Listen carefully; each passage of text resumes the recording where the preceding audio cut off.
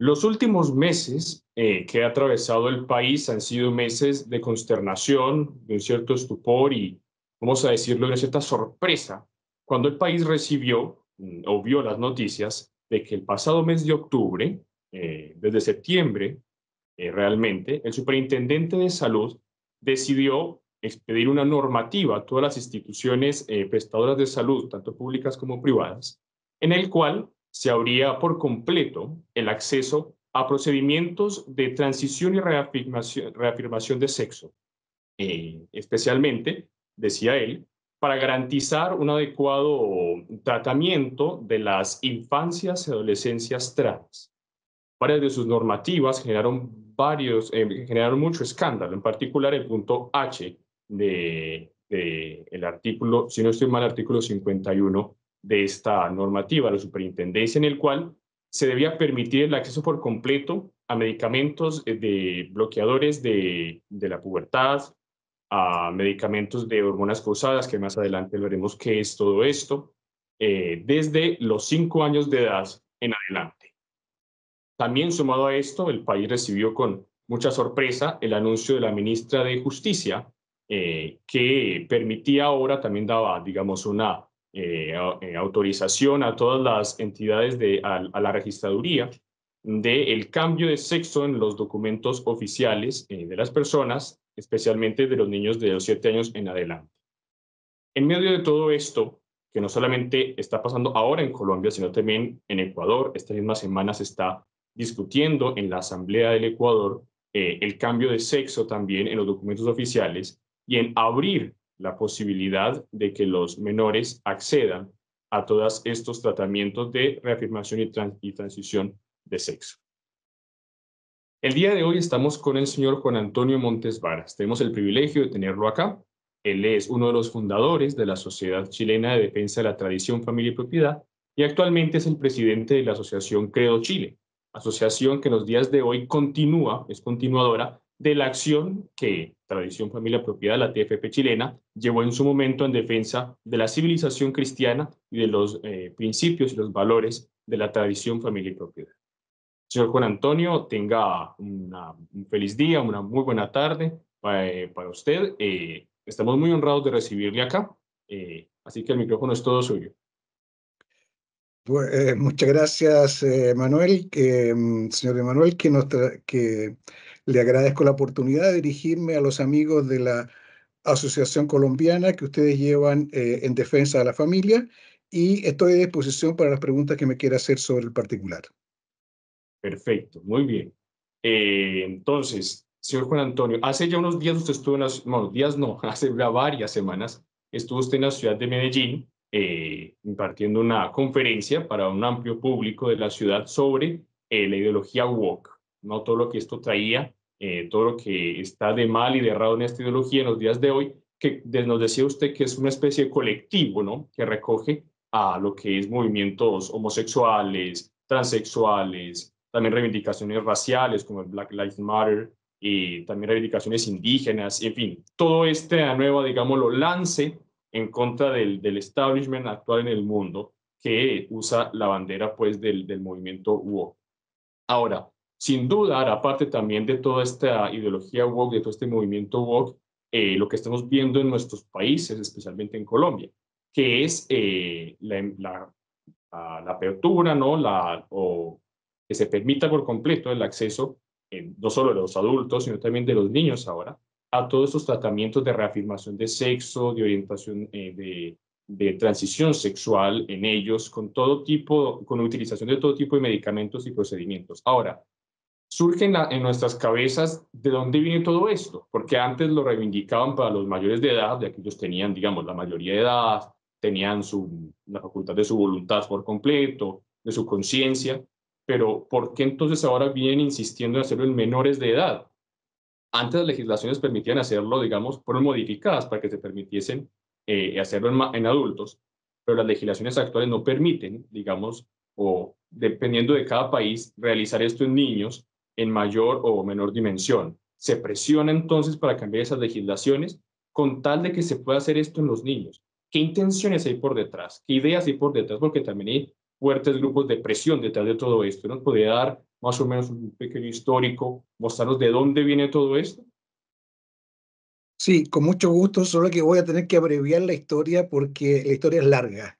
Em, Solamente me voy a referir a lo que se llama la tercera generación de los derechos humanos, que ha sido una evolución de la interpretación primera de los derechos humanos del año 48, que fue aceptada por las Naciones Unidas, y cada vez se va reinterpretando o introduciendo nuevos derechos de acuerdo a la ideología igualitaria que inspira esta corriente de derechos humanos, esta verdadera ideología. En el año 94, por tanto, estamos hablando de hace 30 años atrás, se incorporó lo que se llamaba los derechos sexuales y reproductivos. Los derechos sexuales y reproductivos era una entelequia, era considerado, fue introducido como derecho humano y se decía, a propósito de estos supuestos derechos, que la persona tenía valga la redundancia, el derecho a hacer todas las prácticas en materia de sexualidad sin ningún tipo de limitación. Ahí quedaba abierta la puerta, no estaba claramente definido, pero quedaba abierta la puerta para eh, que la edad tampoco pudiese ser una limitación. Es decir, si no había ningún tipo de limitación, tampoco la edad obviamente podía ser limitante. A partir de allí, o sea, más o menos unos 30 años para atrás, y de ahí para adelante, poco a poco se fue incorporando esto para la niñez.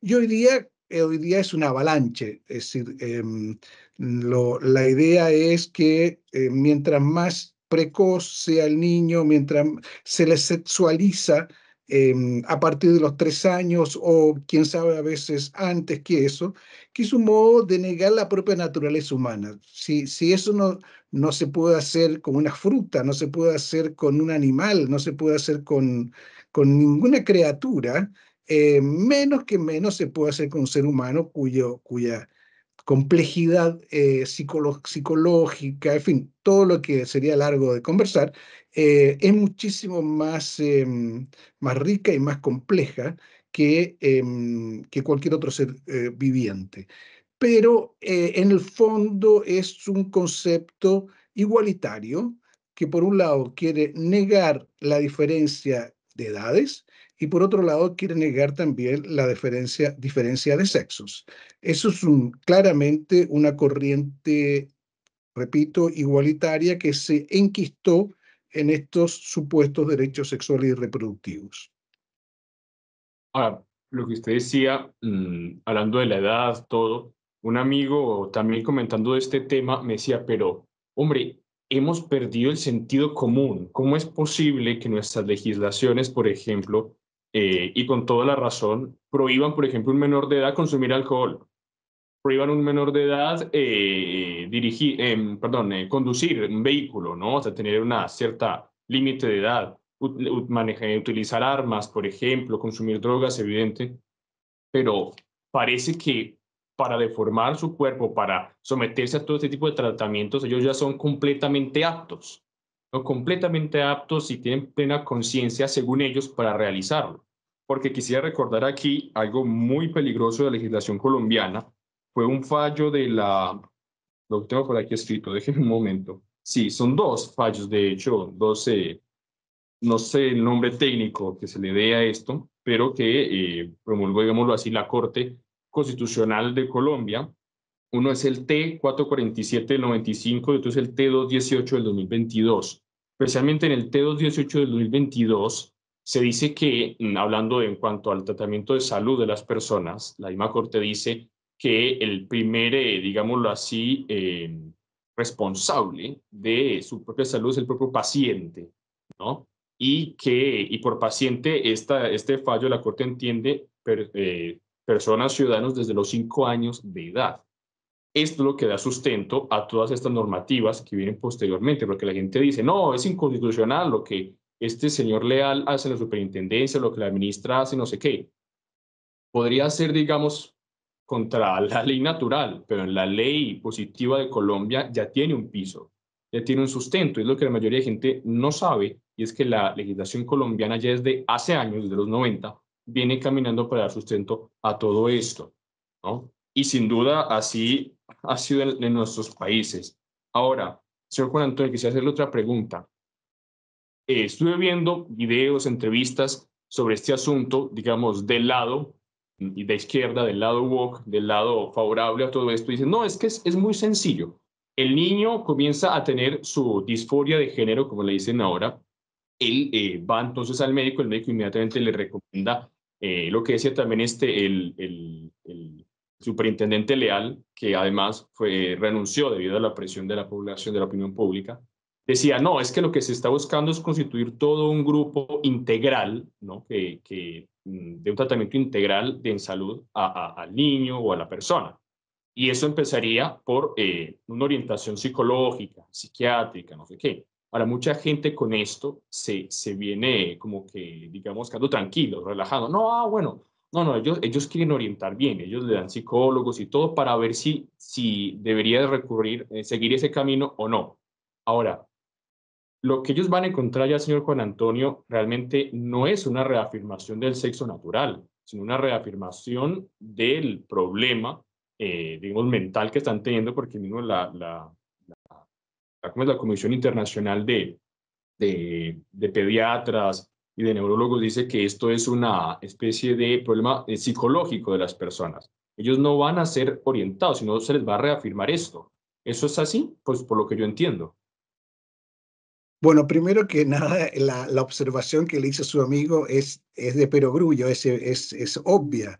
Un niño no puede ir a votar a los 5 años por un candidato a presidente, pero sí puede decidir cuál va a ser su identidad sexual. Es un contrasentido el más absoluto posible, lo que muestra de que hay una intencionalidad ideológica en esta materia.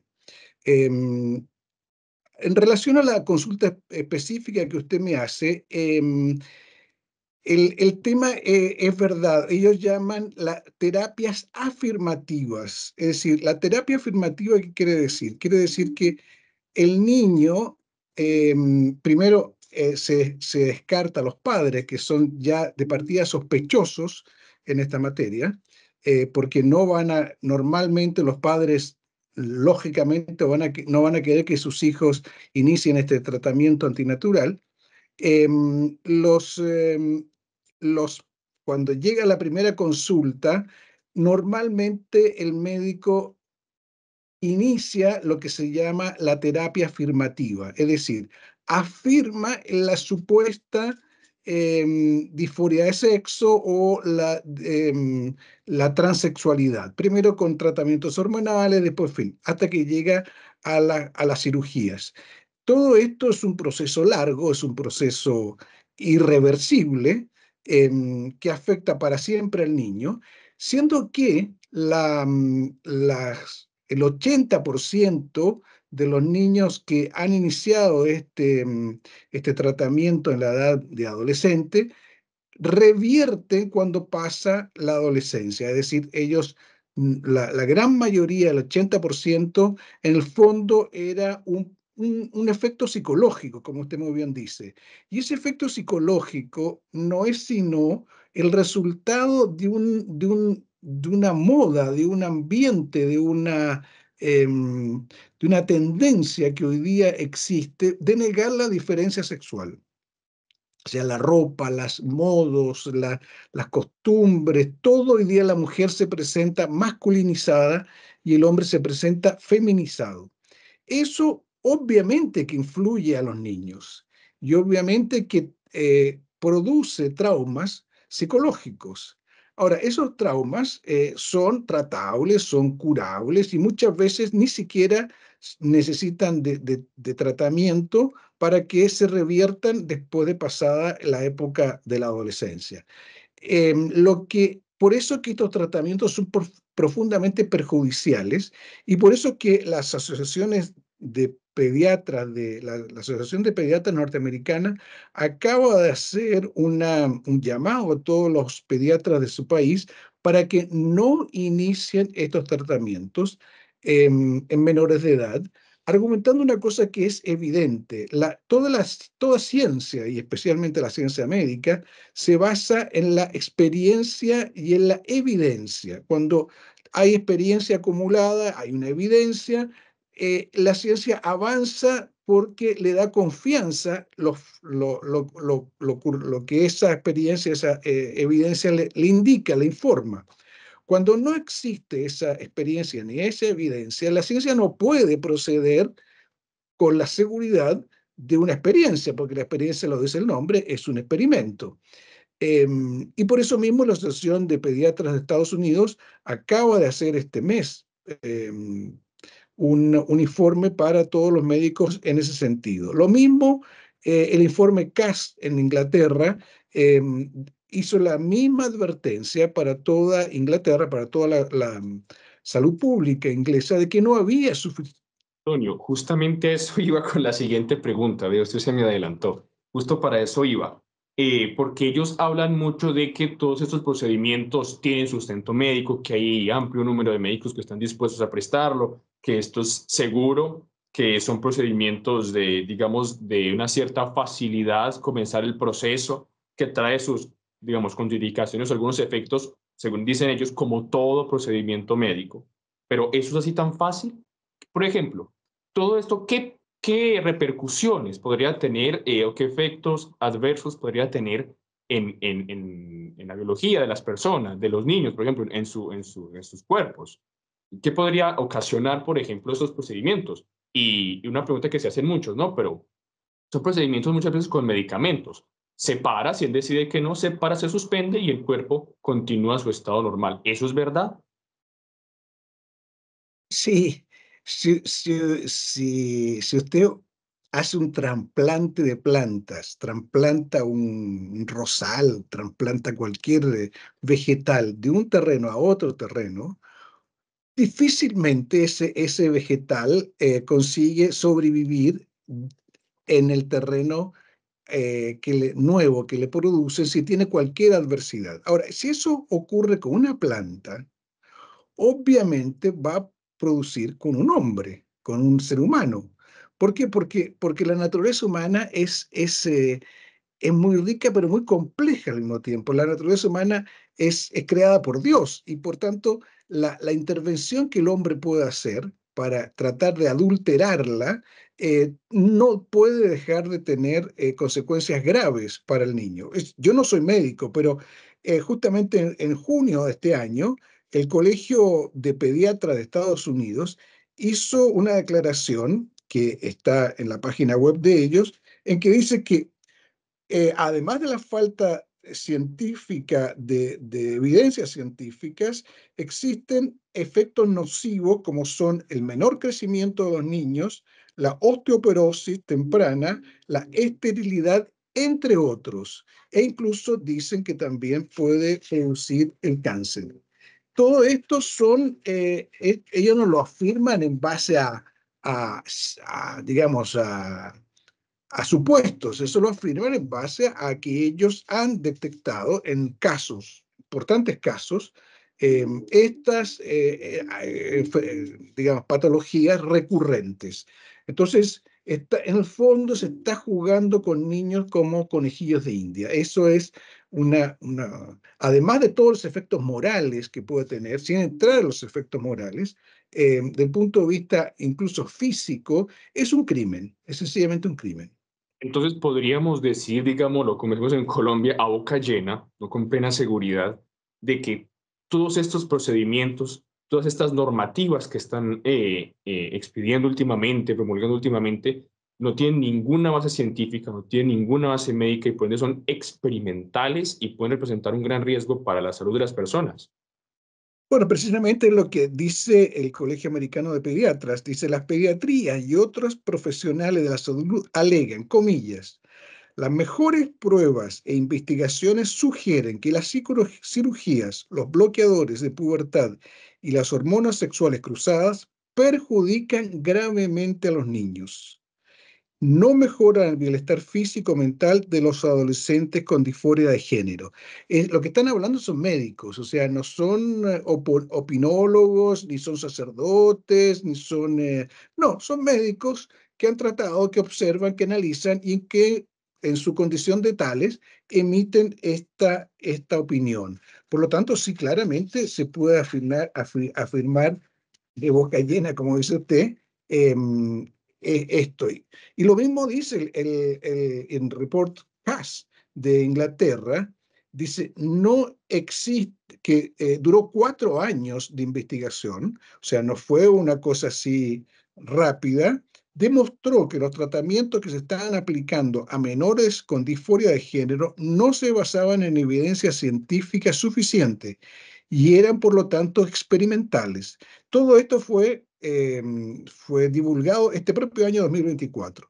El informe sugería tratar estos casos con terapia psicológica y evitar las intervenciones invasivas, específicamente lo contrario que dice el reglamento de la Superintendencia de Salud de Colombia.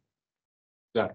Entonces, la Superintendencia de Salud de Colombia, y sin duda también quienes dieron sustento a su normativa, que sería, bueno, son los hechos, ¿no? No lo digo de mi boca, son los hechos. La Corte Constitucional de la ministra de Justicia también estarían procediendo de una forma anticientífica, antimédica y poniendo en alto riesgo la salud, no solamente de los ciudadanos mayores de edad, sino también de los niños, supremamente grave. Ahora, señor Juan Antonio, hablando de todas las repercusiones que estas investigaciones tienen normalmente en los estados, en los gobiernos. ¿Cómo ha repercutido, por ejemplo, todos estos informes? Estuve viendo un poco del informe CAS, el informe CAS de realmente un informe muy sólido, ¿no? De una reputada universidad y una reputada investigadora, ¿no? La Universidad de York fue la que ayudó también a esta investigación. ¿Ha tenido alguna repercusión en los gobiernos, en el mundo este informe? Y al menos algunas instituciones de salud ya abrieron los ojos y comenzaron a dar marcha atrás. Sí, dos países europeos y muy avanzados en esto, Suecia y Finlandia, frenaron estos tratamientos justamente en función, como resultado de este informe. Es decir, hubo un claro remesón científico en la comunidad científica médica y en las políticas públicas. Pero a poco andar, los favorables a esta corriente de transexualidad para menores de edad quisieron minimizar los efectos del informe CAS, tratando de decir que no, que se trataba solamente de una opinión, de una investigadora, pero que no era una opinión definitiva. Lo que la doctora Cass no estaba dando una opinión definitiva, lo que estaba diciendo es que no existe opinión definitiva de experiencia suficiente como para iniciar esos tratamientos. O sea, ellos están invirtiendo el proceso, digamos, ¿no? Ahora, en el fondo todo eso demuestra de que hay una intencionalidad ideológica de carácter profundamente igualitario, por donde ni siquiera la falta de evidencia los detiene. Claro, decía usted, me acuerdo, en la conferencia del wokismo, que para estas personas, para estos colectivos, la misma razón, ¿no? El hecho de yo ser un ser racional, considerarme un ser racional, ya es discriminación, ¿no? Porque estoy como que manifestando una cierta superioridad, ¿no? Y el hecho de utilizar mi raciocinio para lanzar juicios y criterios sobre algo, es algo que tiene que ser, digámoslo, punido o limitado en la opinión pública, porque ellos ven la razón como algo discriminatorio, como algo violento. Usted hablaba de las mismas matemáticas, para ellos son algo discriminatorio. Y se está hablando ahorita de un absurdo como las matemáticas inclusivas, ¿no? Decía usted que personajes de renombre como Bill Gates, si no estoy mal, que usted mencionó, estaban, por Dios, estaban no solo financiando, sino promoviendo este tipo de ideas de matemáticas inclusivas, en fin, él que es una persona, digamos, que estaría antes acostumbrada a la exactitud de las matemáticas, ¿no?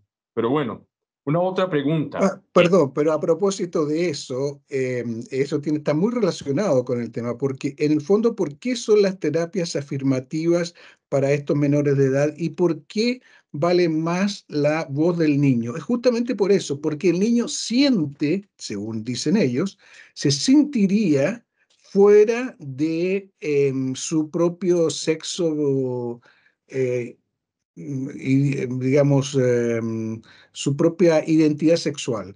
Entonces, vale más el sentimiento del niño que la convicción científica de la comunidad médica. Y ahí, por así decir, unimos con la mentalidad woke. Hoy día lo que vale no son las evidencias científicas, ni son los estudios, ni son las análisis, sino que son los sentimientos, y por eso es que vale más la opinión de ese, supuesta opinión del niño. Claro, claro. Ahora que usted menciona esto, ¿no?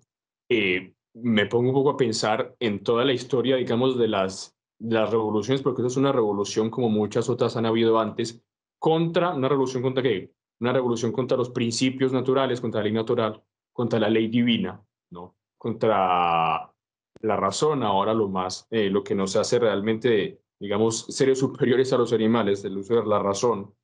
Ahora, esto digamos, la gente está diciendo, no, esto es nuevo en la historia, no, esta revolución es nueva en la historia, tal vez sí sean sus formas, pero en su fondo no hay mucha novedad al respecto. Usted mismo ha hecho mención que esto es un proceso igualitario, que es el igualitarismo llevado a una expresión aún mayor, pues ese igualitarismo lo venimos viendo desde hace, podemos decir, 500 años.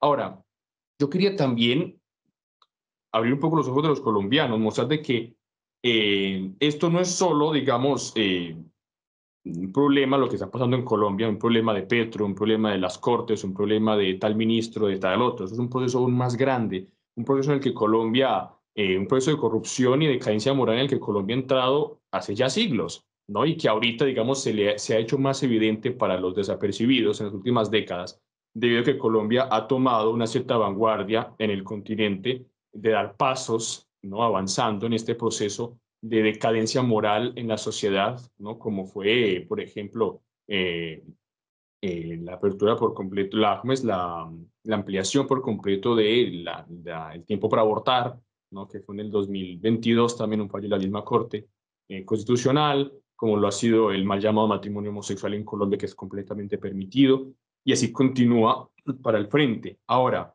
eh, como lo veía diciendo, esto no es algo nuevo, es un proceso que tiene años, siglos en que Colombia está ahora. Usted, señor Juan Antonio, ¿podría explicarnos un poco más de todo este proceso que no solo sufre Colombia, sino este proceso universal de decadencia del que venimos hablando? Sí, pero antes quiero hacer una resalva. A mí me impresionó mucho cuando estuve en Medellín haciendo la reunión sobre el WOC y me impresionó después tomar conocimiento de estas manifestaciones que hubo por todo Colombia contra el instructivo de la Superintendencia de Salud, porque muestra que todavía en Colombia, yo creo que mucho por las raíces católicas que per- pervaden la sociedad colombiana, o sea, está empapada todavía la sociedad colombiana por esos principios que dejó la civilización cristiana, haya habido tal reacción. Eso muestra que Colombia, en cierto sentido, tiene una preservación que me parece muy destacable y que se trata de reforzar. ¿Y cómo se trata de reforzar? Creo, justamente dando las razones, porque esto no es un problema de sentimientos. Yo siento que esto debe ser así, pero otra persona dice que yo siento que debe ser así. No, es un problema de razones, de argumentos, de fundamental materia, tanto la doctrina católica cuanto los médicos, porque esto va de la mano. Hay abundante documentación que muestra la ilicitud de estos tratamientos. Pero, en fin, yo creo que si nosotros nos fuésemos a remontar a todo este proceso igualitario que, como usted bien dice, lleva muchos siglos, ya fue denunciado en el libro Revolución y Contrarrevolución del profesor Plinio Correa de Oliveira, como un proceso que ha nacido a fines de la Edad Media, fomentado justamente por dos pasiones humanas que generó el igualitarismo y la sensualidad, el liberalismo. Esto ha ido habiendo como que espasmos de esto. Y ya en el tiempo de Lutero hubo manifestaciones de regiones, más que regiones, aldeas, que llevaron esto al amor libre, al nudismo total, en fin, en esa época serían completamente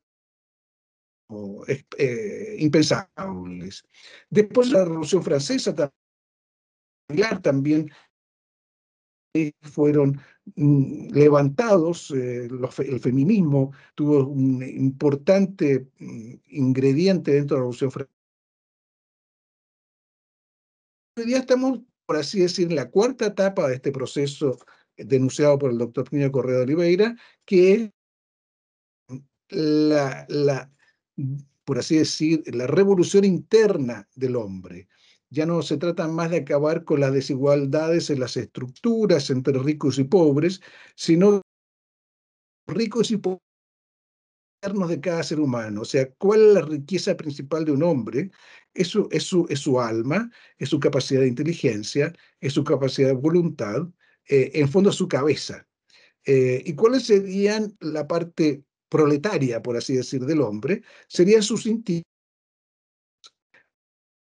de que estos proletarios que cada uno de nosotros tiene, tomen cuenta y descabecen a los aristócratas que cada uno tiene, que son ideas, pensamientos, voliciones. Esa es la última, hasta ahora, porque no sabemos cuál será el próximo, paso de esta revolución.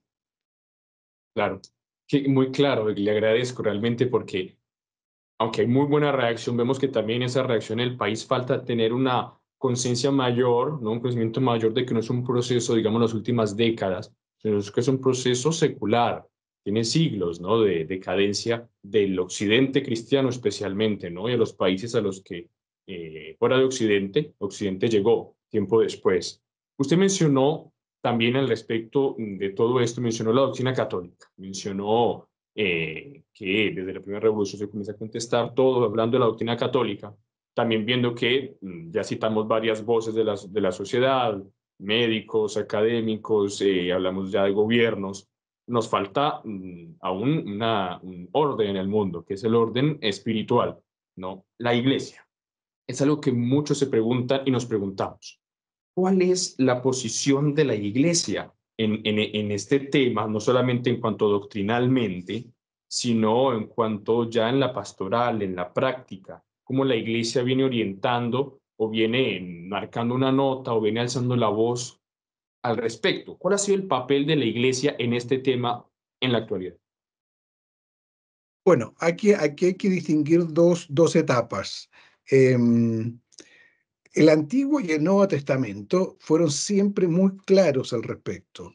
Las acciones sodomíticas se refiere a un pasaje del Antiguo Testamento en que se habla de historia de Sodoma y Gomorra, como Sodoma, una ciudad que practicaba las conductas antinaturales que fueron castigadas por Dios con la destrucción total de Sodoma. Ahí viene las conductas sodomíticas. Después San Pablo tiene cartas muy específicas que dice, no sé, que advierte sobre las conductas antinaturales, en donde él dice claramente que el hombre comerció con el otro hombre como si fuese mujer, o sea, se refiere claramente a la homosexualidad, diciendo claro que esas conductas cierran el acceso al cielo, por lo tanto, conducen al infierno.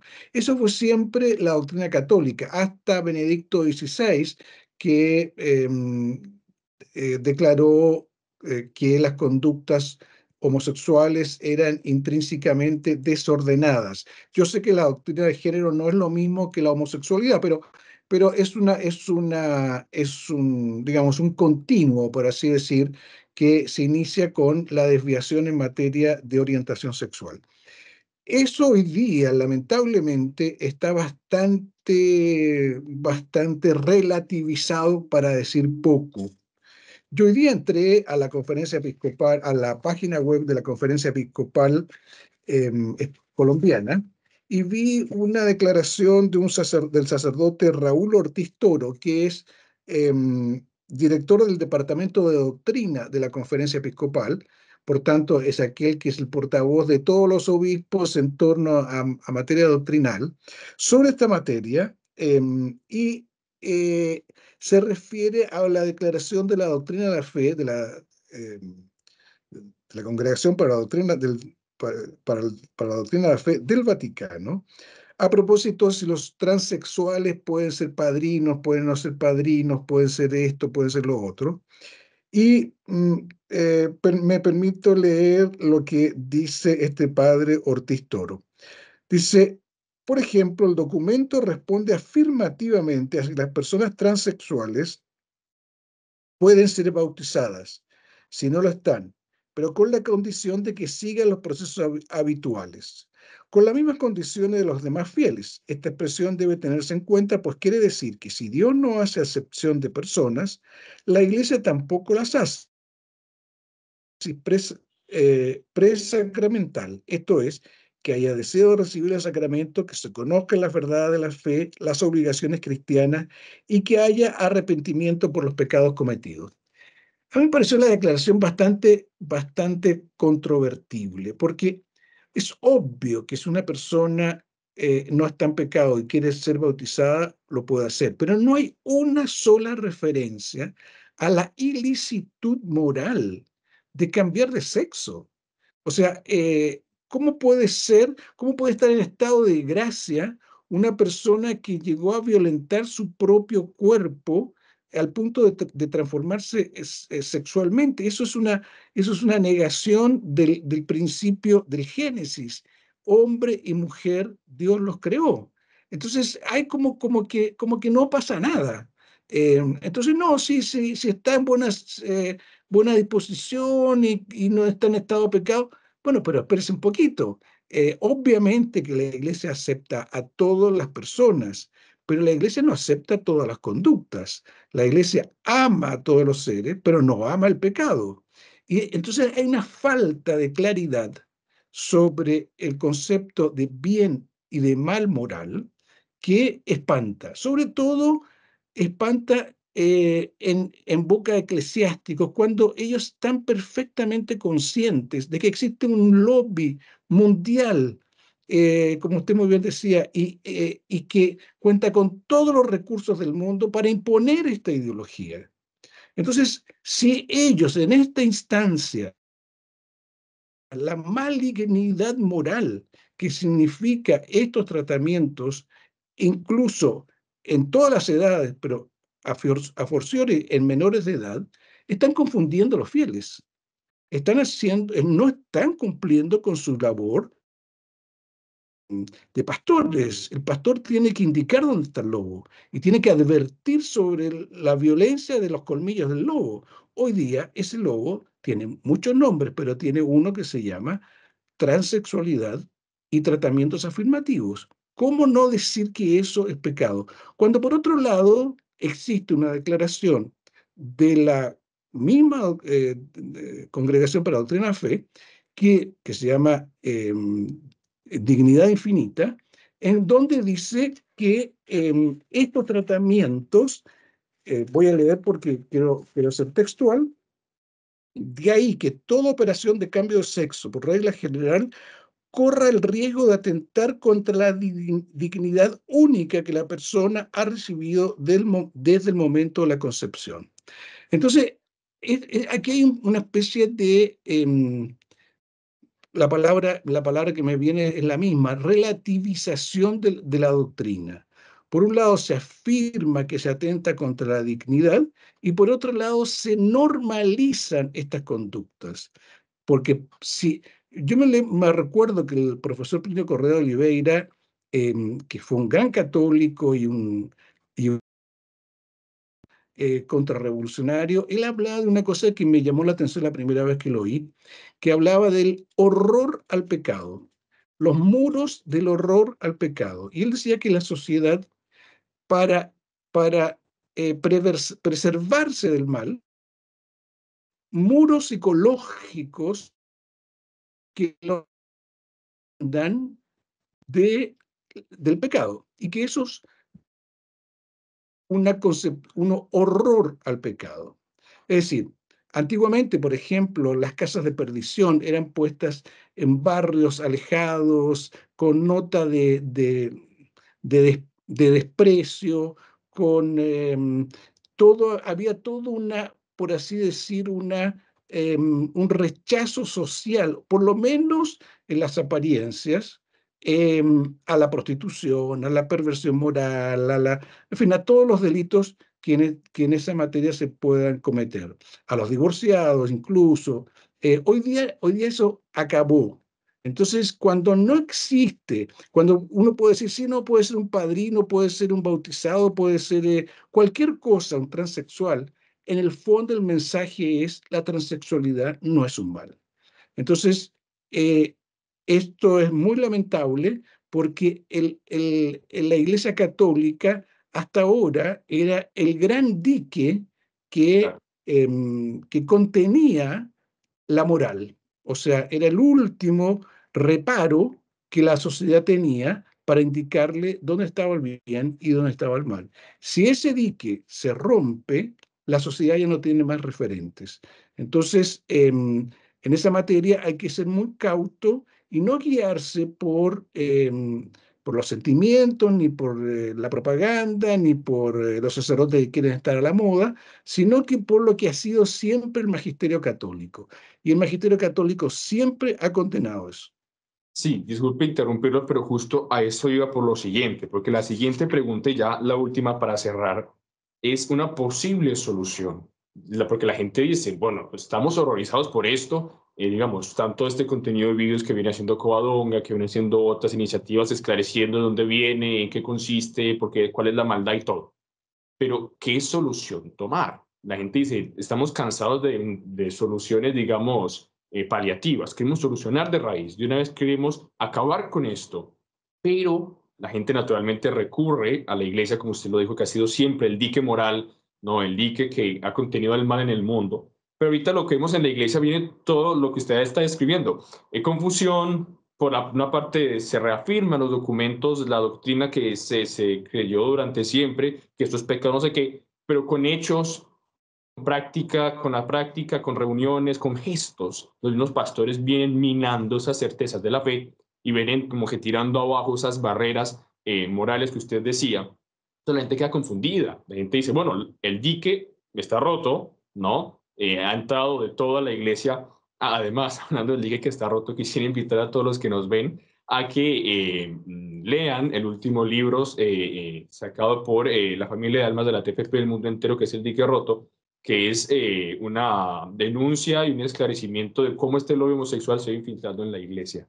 Pero bueno, continuamos. La gente dice, bueno, esta posible solución, muchos dicen, está en nuestras manos entonces, ya no está la iglesia. Entonces, unos arman su iglesia aparte, van a su rancho aparte, rompen con Roma y dicen, no, ya no está la verdad, como fue Casanova, lo vimos ahorita, como han sido tantos otros que, en fin, se van como que atomizando, ¿no? Y la unidad de la iglesia se va perdiendo. Y otros que dicen, no, no podemos romper, pero entonces apoyemos por completo y se van por otro lado.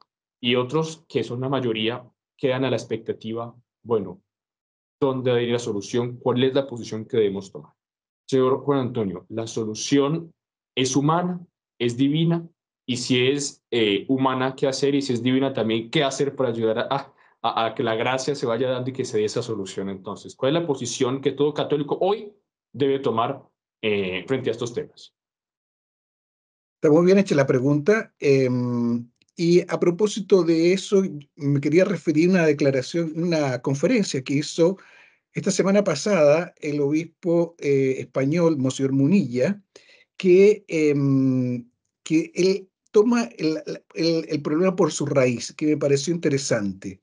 Él dice que nuestra cultura ha perdido el rumbo y en estos tiempos de crisis debemos descubrir qué cosa, cuál es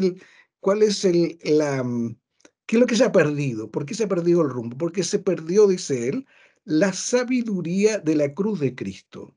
Sí, O sea, en el fondo, esta sociedad es una sociedad completamente hedonista. y que quiere negar la contingencia humana. Es el mismo pecado que cometieron nuestros primeros padres cuando el demonio les dijo, seréis como dioses. La reasignación de sexo no es sino una recreación del ser humano. Y esa recreación del ser humano es una recreación en el fondo en querer ser como Dios. Ahora, la aceptación de la contingencia, la aceptación del sufrimiento, aceptación de las enfermedades, sean ellas de cualquier naturaleza, incluso psicológicas y de problemas de identidad, esa tenemos que aceptarla como consecuencias del pecado original. Y tenemos que saber que aceptarlas y llevarlas cargando a lo largo de nuestra existencia es el papel que Dios nos dio a cada uno de nosotros. Es decir, es el poder cargar la cruz eh, individualmente. Si se niega el amor a la cruz, ¿qué ocurre? Ocurre lo que decía no me recuerdo bien quién era, pero era un santo que decía que la cruz era como la sombra. La sombra, si uno huye de la sombra lo persigue. Si uno quiere alcanzar la sombra huye. Así también el sufrimiento. Si uno huye del sufrimiento, el sufrimiento siempre lo persigue. Mientras que si uno enfrenta el sufrimiento, es decir, acepta el sufrimiento, por así decir, como la sombra, se le va.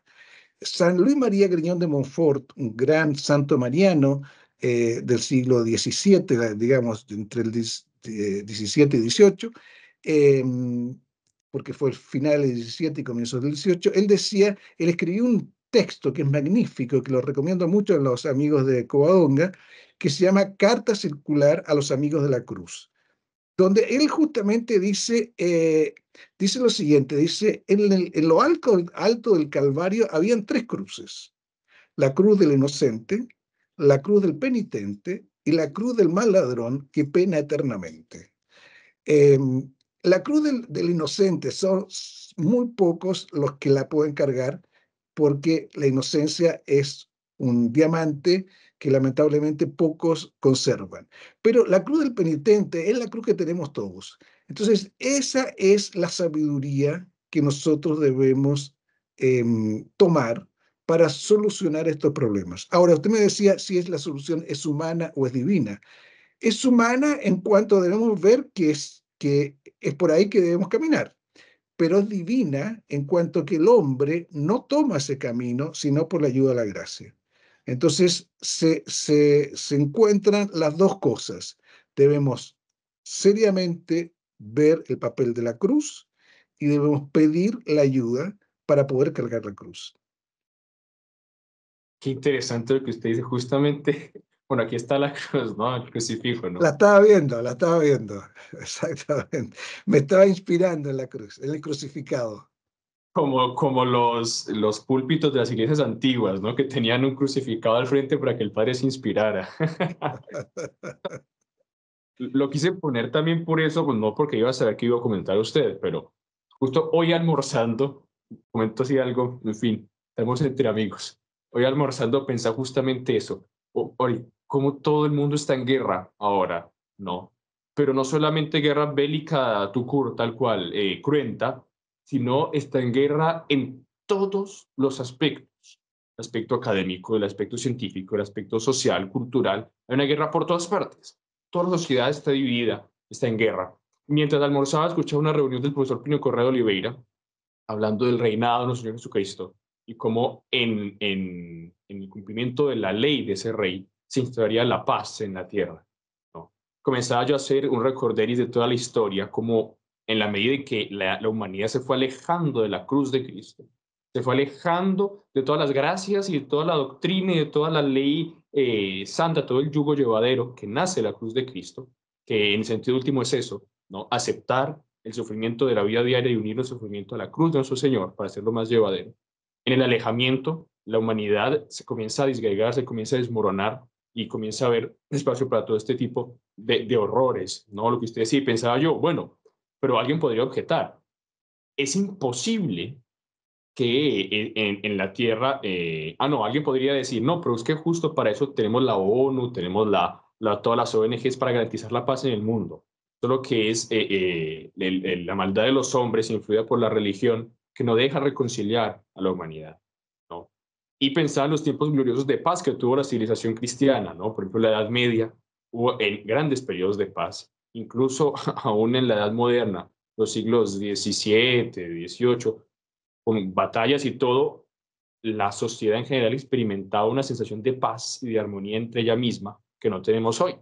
Ya porque hay sociedades completamente imbuidas de la cruz de Cristo, imbuidas de la doctrina que nace de esa cruz y en el amor a esa cruz y en la unión de sus sufrimientos de la vida a la cruz. Entonces yo pensaba, uno lo podría decir, miren, como ese libro de Job, la vida del hombre es lucha en la tierra. ¿No? Hay cosas que no nos gustan, hay cosas que queremos cambiar, pero que no podemos. Y eso no depende muchas veces de nosotros, pero Dios nos dio la oportunidad de armonizar nuestra vida, de llevar esas luchas adelante con su cruz, ¿no? Y es eso, en definitiva, lo que usted indica, lo que el profesor Pino Correa de Oliveira indicó y apuntó proféticamente durante tantas décadas de lucha de él, fue volver a nuestro Señor Jesucristo, volver a su corazón santísimo y volver a Él a través de quién? A través de su esposa, la iglesia, ¿no? Sí, estaba justamente pensando en eso y de su Madre Santísima, Nuestra Señora, y por eso me estaba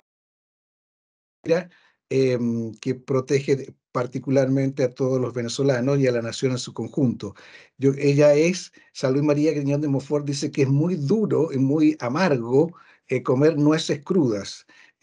La cruz es como comer una nuez verde, por así decir, ¿no? Que no esté confitada. Y él decía que la Virgen, por así decir, confita nueces, las cruces, para hacerlas más llevaderas a sus hijos. Yo creo que lo que nosotros debemos pedir son esas dos cosas. Pedirle a la Santísima Virgen de Chiquinquirá que preserve a Colombia de esta ideología y que le dé a todos los colombianos y a todos sus hijos el gusto de la cruz y la decisión para combatir esta ideología. Yo creo que si alguno de nuestros oyentes, videntes de este programa, se determinase a tomar más en serio estos propósitos, ya habríamos tenido un muy buen resultado de nuestro programa. Pues sí, pues sí. Bueno, para ir terminando entonces esta muy aprovechada hora, realmente una hora muy privilegiada de tenerlo a usted, señor Juan Antonio, en nuestro canal. Sabe que lo estimamos mucho no solo los jóvenes de Covadonga, sino también todo ese público, todas esas casi 100 personas que estuvieron en su conferencia hace semanas. Usted vio el aprecio que se le tiene en Medellín. Vuelva, vuelva.